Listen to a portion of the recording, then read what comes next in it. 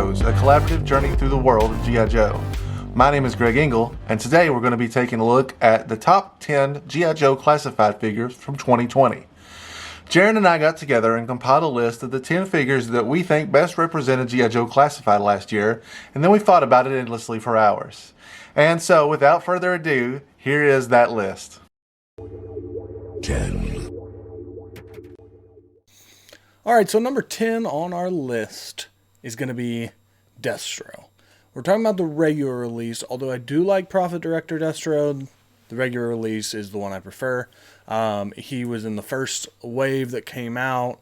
He was our first representative from Cobra, so getting to see him, great. I like that he's on a little bit bigger of a body, a little bit bulkier. I love the paint apps on him. The figure's great, clean. The different guns that they have, the briefcase is cool. You know, I've handed that off to Cobra Commander or Baroness for different pictures. So having that as another accessory, really cool to see. Overall, really cool figure. And, you know, I can't wait to see whatever the next repaint of Deathstroke is that they use. Making a Cobra Commander figure is no small task, and modernizing that figure is perhaps even more challenging. But in this instance, I feel like they pulled it off in a pretty successful way. Taking several different variations of Cobra Commander over the years and kind of merging them into one resulted in what I consider to be sort of an ultimate Cobra Commander of that era. The Deluxe Cobra Commander I think best represents that, with the cape as well as the detailing on the chest. It makes him a little bit more of a leader for the modern era. And although it's not a flawless figure, I think it took a hefty challenge and delivered qualifying results. 8. Alright, so number 8 on our list is going to be Roadblock. Once again, we're going to talk about the regular release. The Cobra Island one was cool. I mean, same mold, not very much differentiation. I just prefer the regular release. Except for maybe the beard. I thought the beard on the Cobra Island release was good. Really, you can lump them in together if you want. Pick whichever, Roadblock that you like. I just really didn't like the glasses on the Cobra Island one. That was really my main problem with it. I know a lot of people have just made him their heavy duty in universe, which is perfectly fine, and that's probably what I'll do with mine. This is one of those figures that when I get a hold of his redeco, he could come up the list quite a bit, because I like the figure, I like the accessories. I feel like the paint on this one was just a little bit too much. I thought the accents gold and stuff were just a little bit too much on them, but the figure, the body, everything was actually really solid. Overall, really good figure, definitely deserving of being on the top 10. 7. Making the first wave of classified figures had to be a daunting challenge. Taking figures that most fans know and have a specific image in mind and modernizing that couldn't have been an easy challenge. And it's no surprise that the first wave struggles with that a little bit before they get their footing in later waves. Scarlet is a perfect example of this. Although there's technically nothing wrong with the new Scarlet figure, sometimes seeing things different than the way we hoped for them can be a little bit off-putting. But ultimately, reflecting back on last year, I think the Scarlet figure stands heads and tails above a lot of the other figures that she launched alongside. It still captures the perfect imagery of what we expect from a Scarlet, but changes things for a newer era. It obviously borrows a lot from the Renegades era Scarlet, but not so much that it seems like an homage. Ultimately, at the end of the day, everything that you love about Scarlet is represented in this figure, and with a repaint coming to address some issues with gold usage in the purse, I think she's a figure that's well represented and will be extremely liked in the long term down the line.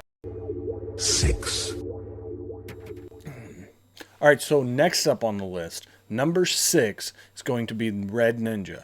Now, this is the first army builder that we got in the line, that we got accessible in the line. That we got more accessible in the line. This thing was still pretty hard to track down because it only came 1 to the case, which was a decision I don't understand, but apparently now they're being worked out in its own straight case packs of 6, so they're becoming a little bit more easily available. I've been able to track a couple of down. Might get might get a few more. Really cool army builder, has enough accessories so you can make it feel different. I would like to see some kind of variation on the head. I think that would be a little bit better if maybe there was a hood down or something, or maybe even a larger hood that you could put on. Just something to give us a little bit more variation. But the figure's great, comes with a ton of accessories, has a great body, great paint apps. The mold and everything that they use is great. They reused a little bit from Snake Eyes, but overall really solid figure, and I like army builders, so that's why it's a little bit higher up on the list. But let us know what you think. Maybe you think it's not as high. Maybe it should be lower. Maybe it should be higher. Maybe it's your favorite figure. But yeah, I think it's a pretty cool figure. Number 6 on the list. What was that? 5, What's the worst scenario? Making a figure that you love that you can't get at all, or making a figure that you hate that's available everywhere? This is the conundrum we face with the Cobra Trooper. Ultimately, the Cobra Trooper became a fan's wildest dream this year as we saw it in droves to collect it en masse.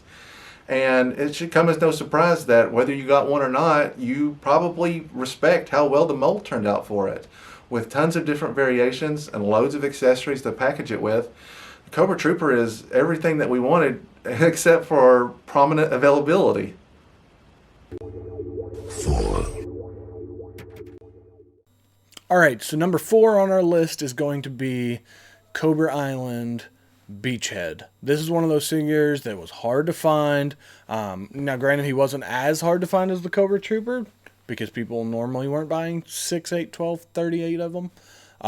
But it was hard to find. It's still not easy to track down, but it's a little bit lower in price on the secondhand market than most of the other ones. Really cool figure. It's honestly one of those ones that could be one of my favorites. My only issue is the figure that I got that I opened has a really loose right leg joint, so it wants to kind of come in a little bit. So it's a little bit harder to pose than some of the other figures that I have. If I ever end up finding another one for a reasonable price, under, the crazy secondhand market prices, if I can find one, get another one to open, I'll open it up, and then he might come up even higher on my list. Just because I love the design, love the weaponry that they came with, love his backpack, the fact that you can put his crossbow in his backpack. I know some people don't really like the giant red beret that he has, but that's just something that Beachhead has, so it is what it is. But Beachhead's on the list. Really cool figure, one of my favorites. 3, Although a little off-putting to be packaged with a vehicle initially, the Baroness figure ultimately delivers on every level that we as collectors were hoping. No radical departures from the Baroness we know and love here. Her figure is made basically directly as an homage to the original version 1 figure, and I think that's what most of us wanted. And although there are some changes to the accessory pack and a vehicle that we've never seen before, it's this innovation in ways that don't directly deviate from what we loved about the figure that modernizes it and pushes the character forward. 2, All right, so number 2 on the list. This is the second spot, and let me just say that this list has been really hard to put together because a lot of these figures are great. A lot of the figures we left off were still really good figures. I really like the whole line. For having just 1 year in, I think they've learned a lot, seen what us collectors like and what we don't like, and that's why you're seeing some of these repaints come out of some of these original figures. But number 2 on the list is going to be Duke. Now, I loved this figure from the moment I got him. He was the one that, I knew I was going to like Snake Eyes because it's Snake Eyes. But I thought, okay, well, if I like the Duke and if I like the Roadblock, then I might really like this line. And the Duke just, I don't know, he hit me. I love the figure. I actually have, 4 now? So I've got a sealed one, I've got an open one, and then I've got one that I opened and did customs on, and then now I've got the redeco, and I'll probably get another redeco to keep sealed. Great figure. I love the way that they made the body. I love the colors that they use, the greens, the tannish yellow for his shirt. I actually didn't mind the gold on this figure as much. I thought of the 3 original with all the gold, I thought he was the best. They didn't bother me as much. Really, the only issue I've ever had with this figure was I wasn't a huge fan of the kind of the whatever it's called across his chest, just because it felt like it was a little bit too loose and got in the way. But the figure itself is great. With the whole line, they added the butterfly joints in to give him another range of motion, and phenomenal. The accessories they come with are actually really good, and once you get the redeco, if you haven't already, they look really good. That assault rifle that he has is actually a really cool looking gun when it's not all gold. Listen, I get it. Snake Eyes, the most used character, the most molds ever, makes the best spaghetti. Yes, all of these things are true. But ultimately, there were a lot of things that could have gone wrong with the Snake Eyes mold. And then luckily for us, in this version, it didn't. Sticking with a tried and true formula and bringing up a version that most fans hold dear in their heart, this Snake Eyes delivers on just about every level, capturing both the ninja persona with his sword or the commando aspect with his weaponry. The Snake Eyes is almost a flawless version of something that no fan would have been pleased with too much deviation. That's keeping in mind that it comes from a wave where most characters are smothered in gold, and luckily Hasbro had the foresight with this one to not do that. So I think we're all pleased to find a Snake Eyes figure that was, for the most part, readily available and also an excellent delivery on a classic figure. That brings us to the end of our top 10 figures from G.I. Joe Classified for the year 2020. How do you feel about how we did? Perhaps you have a different feeling about our ranking. That's okay, I've been wrong before too. We would love to hear from you. If you leave a comment here in the YouTube video, I would like to hear your personal top 10 from the G.I. Joe Classified figures from last year.